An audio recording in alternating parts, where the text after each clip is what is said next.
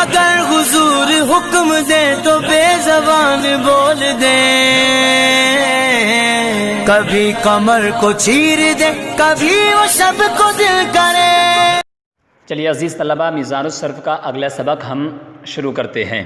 بسم اللہ الرحمن الرحیم، صلو علی الحبیب صلی اللہ علی محمد صلی اللہ تعالی علیہ وسلم۔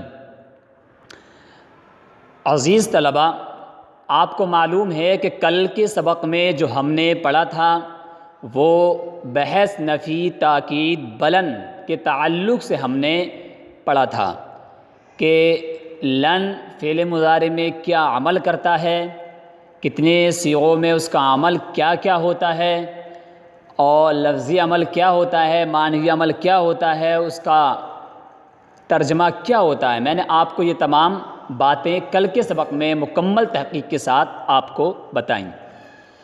آج ہم سبق پڑھیں گے نفی، جہد، بلم۔ کون سا؟ بحث، نفی، جہد، بلم۔ ٹھیک، کل ہم نے لن کے تعلق سے پڑھا تھا کہ لن مضارع پہ داخل ہوتا تو کیا کرتا ہے۔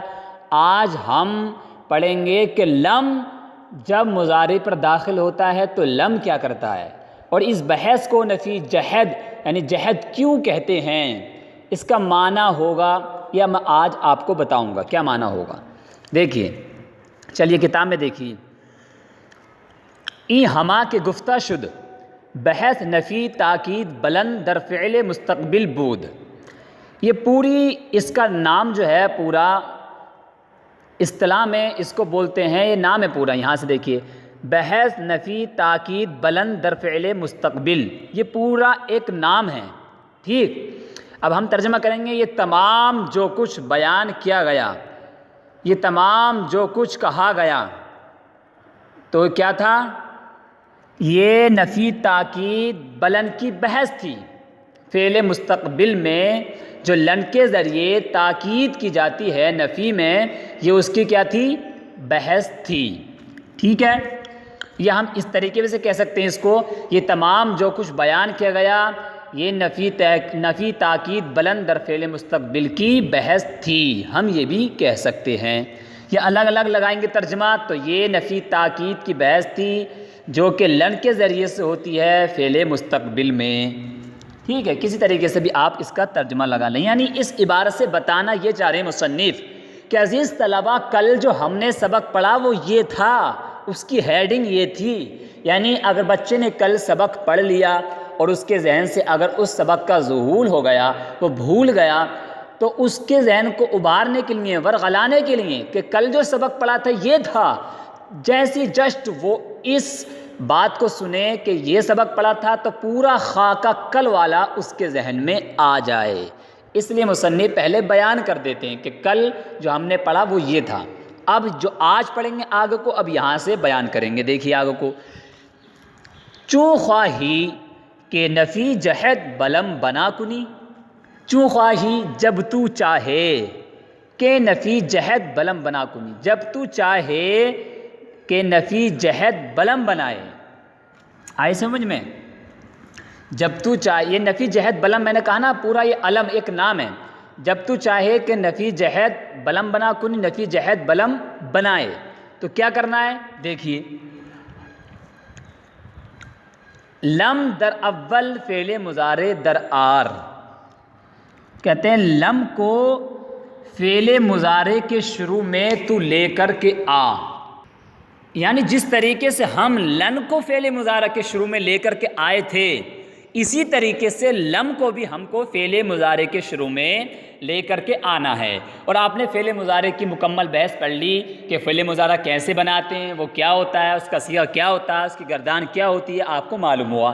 اب بتا رہے ہیں کہ فعل مضارع کے شروع میں جیسے آپ نے لن کو لگا دیا تھا، اسی طریقے سے آپ لم کو فعل مضارع کے شروع میں لے کر کے آئیں۔ جب آپ لے کر آئیں گے تو کیا کہتے ہیں، اس بحث کو کیا بولتے ہیں؟ کہہ رہے ہیں وہ ایرا نفی، جہد، بلم گویند، اور اس کو نفی، جہد، بلم کہتے ہیں۔ کیا کہتے ہیں؟ نفی، جہد، بلم کہتے ہیں۔ دیکھیے اس پر 2 نمبر اوپر حاشیہ نمبر 2 پڑھا ہے، یعنی یہاں بتا رہے ہیں کہ جہد، نفی، اس کو جہد کیوں کہتے ہیں؟ کہہ رہے ہیں جہد کا معنی آتا ہے دانستہ یعنی جان بوجھ کر انکار کرنا، دانستہ طور پر انکار کرنا، یہ جہد کا معنی آتا ہے، ٹھیک۔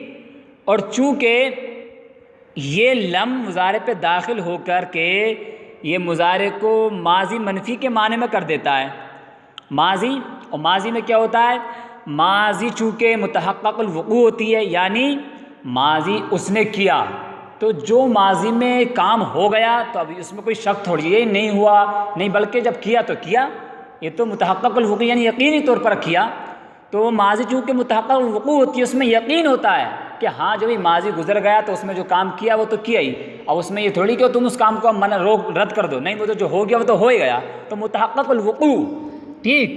اور چونکہ لم بھی مضارع کو ماضی منفی کے معنی میں کر دیتا ہے، اور جہد کا معنی آتا ہے دانستہ طور پر انکار کرنا، جانی ہوئی چیز کا انکار کرنا، اور ماضی میں جو ہو گیا ہم نے اس کو جان لیا تو اس کا انکار پایا جاتا ہے، اسی لیے اس کو جہد کہتے ہیں، کیونکہ جہد کا معنی آتا ہے جان بوجھ کر انکار کرنا، دانستہ طور پر انکار کرنا، اور جو ماضی میں ہو گیا ہم نے اس کو جان لیا تو اور پھر اس کا انکار کریں تو اس لیے تو پھر کیا ہوا، یہ جہد کہلاتا عربی میں، اس لیے اس کو بولتے ہیں نفی جہد لم، ٹھیک۔ اچھا، یہاں تک بتایا کہ لم کو کہاں لانا اور اس بحث کو ہم کیا بولتے ہیں۔ اب یہاں سے بتا رہے کہ لم فعل مضارع میں آ کر کے کیا کرے گا، جیسے لن نے آ کر کے نصب کیا تھا، نون اعرابی کو گرایا تھا، دو صیغوں میں کچھ عمل نہیں کیا تھا، تو اب لم کیا کرے گا وہ بتا رہے ہیں، کہہ رہے ہیں لم در فعل مضارع در پنج محل جزم کند، کہہ رہے ہیں لم فعل مضارع میں آ کر کے 5 جگہوں میں جزم کرتا ہے، کیا کرے گا، جزم کرے گا 5 جگہوں میں، کیا کرے گا، جزم کرے گا۔ اچھا، جزم کا معنی کیا آتا ہے، میں نے آپ کو بتایا جزم کا معنی آتا ہے، لغوی معنی اس کا آتا کاٹنا، کیا کرنا، کاٹنا، تو چونکہ یہ لم آ کر کے جزم کرتا ہے تو یہ آخری حرف سے حرکت کو کاٹ دیتا ہے، حرکت کو گرا دیتا ہے، جزم کر دیتا ہے، اس لیے کہتے ہیں جزم، جزم کو جزم اسی لیے کہتے ہیں کیونکہ جزم کا معنی آتا کاٹنا، اور جس حرف پر جس لفظ پر جزم ہوتا ہے تو وہاں سے حرکت کٹی ہوئی ہوتی ہے، حرکت نہیں ہوتی ہے، وہاں پر جزم ہوتا ہے، اس لیے جزم بولتے ہیں، ٹھیک ہے۔ تو کیا کرے گا، یہ 5 جگہوں میں جزم کرے گا۔ آگے کریں، اگر در آخر او حرف علت نباشد، جزم کب کرے گا، جزم جب کرے گا جب کہ اس لفظ، اس صیغے کے آخر میں، اس کلمے کے آخر میں حرف علت نہ ہو۔ اچھا، حرف علت ہو کیا کرے گا، تو کہہ رہے ہیں حرف علت نہ ہو جزم کرے گا، وہ اگر باشد یعنی اگر حرف علت باشد یعنی اگر حرف علت ہو تو کیا ہوگا، کہہ رہے ہیں ساقط گرداند، گرا دے گا، ساقط کر دے گا، اگر حرف علت ہوگا تو کیا کر دے گا، ساقط کر دے گا۔ دیکھیے، کیونکہ میں آپ کو تو اگر حرف علت ہو تو کیا بتایا انہوں نے، اس کو گرا دے گا، کیوں، کیونکہ میں نے بتایا نا یہ جزم کرتا ہے، اور جزم کا معنی کیا آتا ہے، کاٹ دینا، اور چونکہ جب آخر میں حرف علت آئے گا، ٹھیک ہے، اور چونکہ علت کا معنی خود کمزوری آتی ہے، علت کا معنی کیا تھا، کمزور، گرنا، پڑنا، اور حرف علت بھی چونکہ ان کو وجہ بتائی تھی آپ کو کہ علت، حرف علت اسی وجہ سے کہتے ہیں چونکہ وہ گرتے رہتے ہیں، کبھی آ جاتے ہیں کبھی حذف ہو جاتے ہیں، تو اسی لیے اس کو، کیونکہ وہ بیماری کی طرح ہوتے ہیں، میں نے آپ کو بتایا تھا۔ تو چونکہ آخر میں جب حرکت کو نہیں کاٹے گا، حرف علت ساکن ہوگا، تو اب چونکہ اس حرف علت جو ہے اسی کو کاٹ دے گا، یہ جزم اسی کو گرا دے گا یعنی کاٹ دے گا، ٹھیک۔ دیکھیے، کہہ رہے ہیں اگر باشد ساقط گرداند، اگر حرف علت ہو تو وہ گر جائے گا، ٹھیک ہے۔ جیسے لم یدعو، لم یرمی، لم یخشا، تو لم یدعو اصل میں تھا کیا، لم یدعو یعنی واو کے ساتھ تھا، دعوا یدعو، نصر ینصر سے، تو یہ کیا تھا، تعلیل کے بعد یدعو واو کے ساتھ تھا، تو آخر میں حرف علت واو آیا، ٹھیک ہے۔ تو اب لم اگر واو کو نہ گرائے تو پھر کیا عمل، یہاں پر کیا عمل ہوئے گا، یا تو پھر چونکہ یہ کیا، اس کا کیا کرنا ہے، حرکت کو گرانا، آخری سے کاٹنا ہے، اس کو جزم کرنا ہے، تو اب چونکہ لم یدعو وہ پہلے سے ساکن ہے، اب پہلے سے ساکن ہے تو لم کی وجہ سے لم نے کیا کیا پھر آ کر کے اگر لم یدعو واو کے ساتھ رکھیں تو پھر تو لم کا کچھ عمل ظاہر ہی نہیں ہو پا رہا، کیونکہ یدعو میں واو تو پہلے ساکن تھا، لم آ گیا تو لم یدعو ساکن کا ساکن رہا، کچھ فرق نہیں پڑا۔ تو چونکہ اس لیے اس کا عمل ظاہر کرنا ہے، اور عمل ظاہر کب ہوگا؟ جب ہم اس واو کو حرف علت کو گرا دیں گے، جزم کر دیں گے، جزم کا معنی کاٹنا، اس کو کاٹ دیں گے، گرا دیں گے، تو اس کا عمل ظاہر ہوگا، تو لم یدعو ہو جائے گا۔ ایسے لم یرمی یا کے ساتھ تھا، وہاں سے یا گر گئی لم کی وجہ سے۔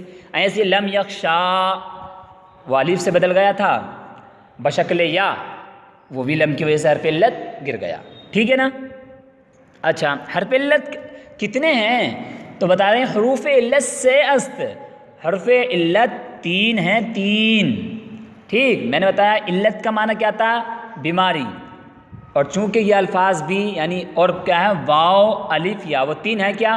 واو الف یا، تو کے مجموعے و وائے باشد، کہ ان کا مجموعہ وائے ہوگا، کیا ہوگا؟ وائے، تو وائے، تو ایسے الفاظ یہ درد کے بعد بیمار کے منہ سے نکلتے ہیں، اور بیمار کی جیسا حالت بدلتی رہتی ہے، کبھی اچھا ہو جاتا ہے، کبھی کمزور ہو جاتا ہے، تو ایسے ہی حرف بھی بدلتے رہتے ہیں، کبھی گر جاتے ہیں، کبھی آ جاتے ہیں، کبھی بدل جاتے ہیں، ٹھیک ہے؟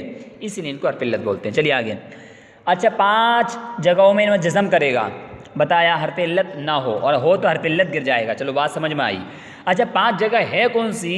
وہی 5 جگہ ہیں جو آپ نے لن میں پڑھی تھی، جیسے لن نے نصب کیا تھا، وہ کون سی ہیں؟ وہ پنج محل ایست، وہ 5 جگہ یہ ہیں: واحد مذکر غائب، واحد مؤنث غائب، واحد مذکر حاضر، اور 2 کلمے حکایت نفس متکلم، یعنی 2 کلمے 2 صیغے متکلم کے ہیں، تو 5 ہوئے، ان 5 صیغوں میں جزم کرے گا، ٹھیک ہے؟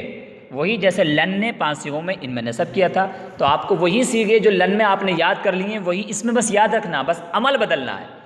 اور باقی صیغوں میں دیکھیے کیا کرتا ہے، کہتا ہے ودر ہفت محل نون اعرابی را ساقط گرداند، اور 7 جگہوں میں نون اعرابی کو گرا دے گا، ساقط کر دے گا، 7 صیغوں میں۔ 7 صیغے کون سے؟ وہی جو آپ نے لن میں پڑھ لیے تھے، پھر بھی اس کے بعد بتا رہے ہیں 4 تثنیہ، 2 جمع مذکر غائب و حاضر، یعنی 1 جمع مذکر غائب اور 1 جمع مذکر حاضر، اور ویک واحد مؤنث حاضر، اور 1 واحد مؤنث حاضر کا صیغہ، ان 7 صیغوں سے نون اعرابی کو گرا دے گا، ساقط کر دے گا، ٹھیک ہے؟ اچھا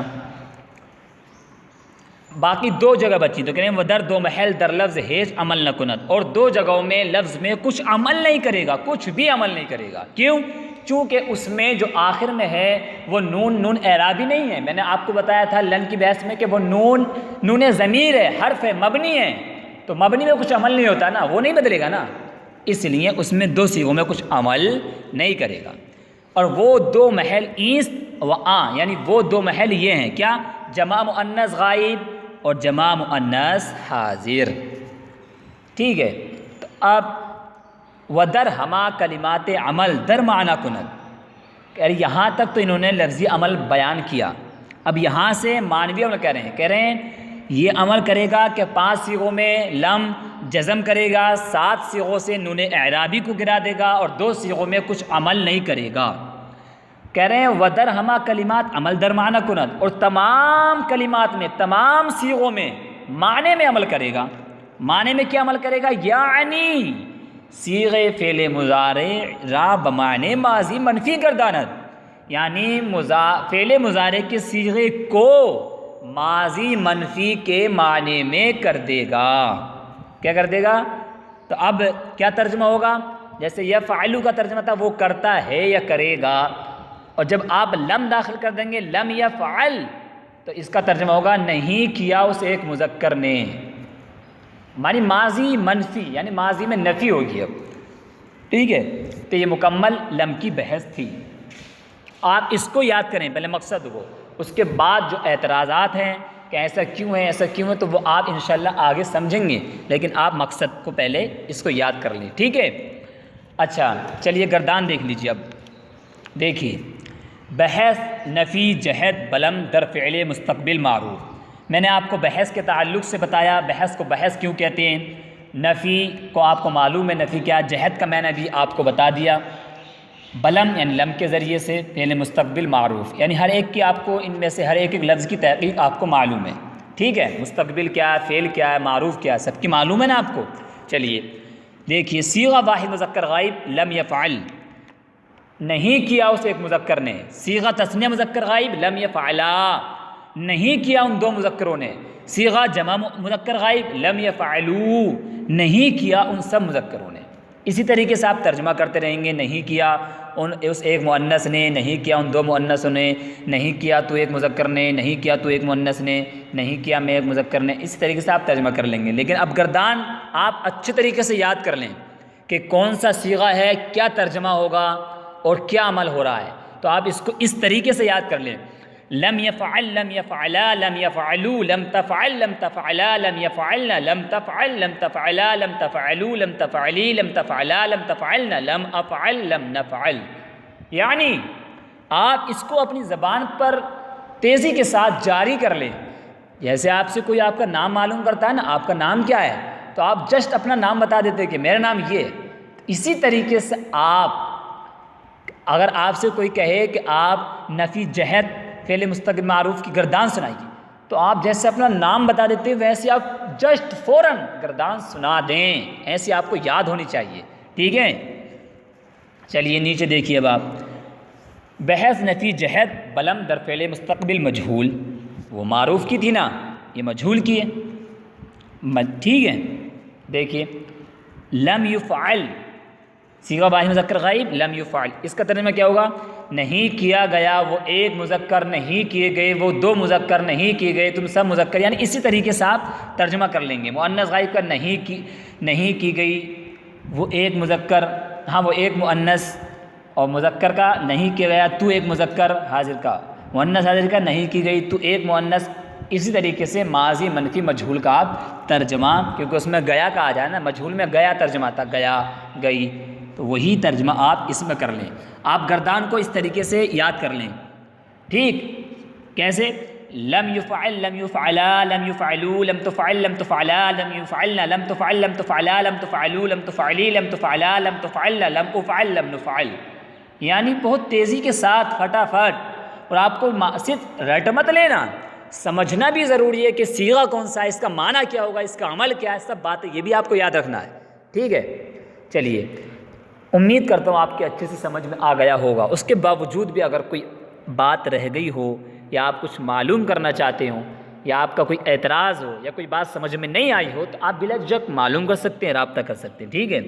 لیکن آپ اس کو اچھے سے یاد کرنا آپ کے اوپر ضروری ہے۔ آپ جب محنت کریں گے تو انشاءاللہ عز و جل اللہ تعالیٰ اس محنت، کسی اپنے بندے کی محنت کو ضائع نہیں فرماتا ہے، بلکہ اس کا صلہ اپنے بندے کو ضرور دیتا ہے۔ اس لیے آپ محنت کریں، کہتے نہیں محنت جو کرتا ہے اسی کو پھل ملتا ہے، ٹھیک ہے۔ چلیے صلو علی الحبیب صلی اللہ علی محمد صلی اللہ تعالی علیہ وسلم۔